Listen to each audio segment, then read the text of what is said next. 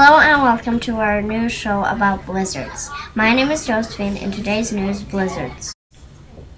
Blizzards are a very big snowstorm. It is a mix of wind and heavy snow. Blizzards happen in cold climates when cold and warm air touches.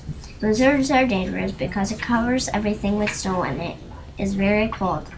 People can get frostbites or freeze.